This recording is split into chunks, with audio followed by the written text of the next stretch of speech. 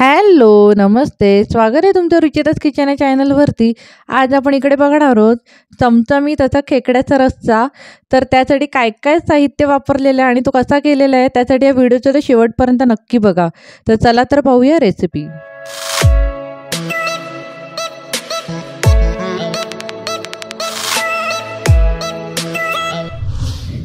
सर्वप्रथम आपण इकडे खेकड्याला लागणारं वाटण जे ते आपण इकडे करून घेणार आहोत.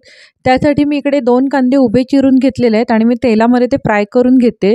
त्याच्यामध्ये अर्धी वाटी सुका नारळ जो आहे त्याचे पण इकडे मी काप करून घेतलेले आहेत, ते ह्याच्यामध्ये घालून घेतलेले आहेत. 1 टोमॅटो आणि हे व्यवस्थित आपल्याला थोडंसं लालसर गुलाबी होईपर्यंत इकडे आपल्याला भाजून घ्यायचं. तर आता हे वाटणासाठी भाजून झालेलंच आहे. तर ते थंड होतच आहे तिथपर्यंत आता आपण इकडे खेकडेसुद्धा इकडे साफ करून घेणार आहोत. तर खेकडे साफ करण्यासाठी मी ते फ्रीजरला ठेवलेले, कारण ते जिवंत होते आणि मला साफ करायला खूपच भीती वाटत होती. पण शेवटी मला आईंनी मदत केली ते साफ करायला. तर तुम्ही इकडे पाहू शकता त्यांनी किती एकदम पटापट अगदी ते खेकड्याचे फांगाडे वगैरे एकदम पटापट त्यांनी इकडेचे साफ केलेले आहेत. तर मला पण थोडी मजा आली शिकताना, की मस्त वाटलं असं की कसे करायचे ते मला पण थोडं शिकायला मिळालं ह्याच्यामध्ये.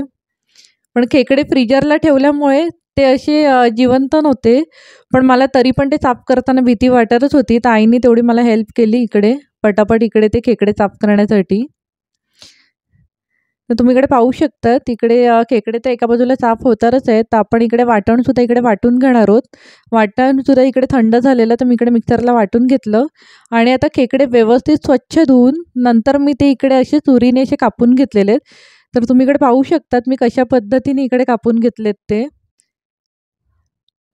खूपच मस्त असे भरलेले खेकडे होते सगळे.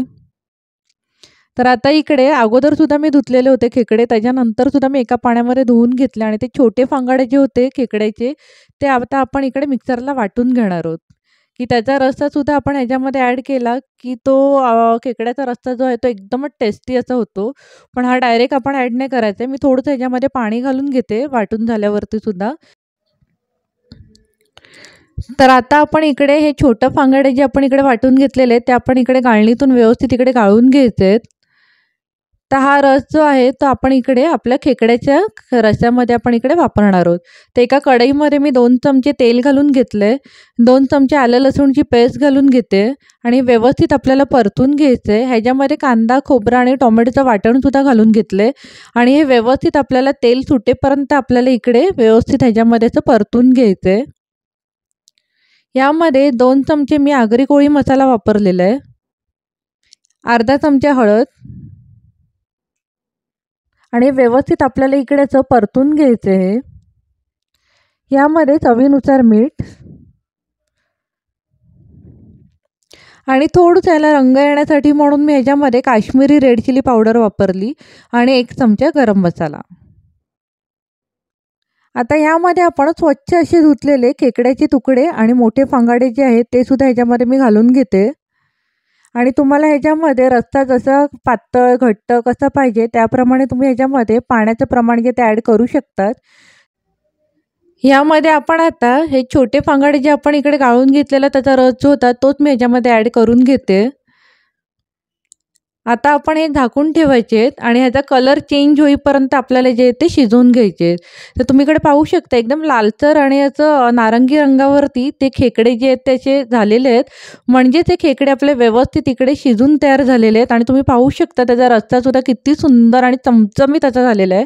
तर मला नक्की खात्री आहे की आजचं आपलं हे खेकड्याचा रस्सा पाहून तुमच्या तोंडाला सुद्धा जे पाणी सुटलंच असेल. तर आता इकडे मस्तपैकी मी ही जी आहे ती थाळी एन्जॉय करणारच आहे. तर इकडे मस्त चमचमीत असा खेकड्याचा रस्सा आणि मऊसूत अशी तांदळाची भाकरी आणि भात, कांदा, टोमॅटो, लिंबू असं ह्याच्याबरोबर मस्तपैकी आता इकडे ताव मारणार आहे आणि खूपच मस्त असा हा रस्सा झालेला आहे. तर तुम्हीसुद्धा असंच इकडे खेकड्याचा रस्सा जो आहे तो नक्की ट्राय करून बघा आणि तुम्हाला आजची रेसिपी कशी वाटली ते मला कमेंट बॉक्समध्ये कळवायला विसरू नका.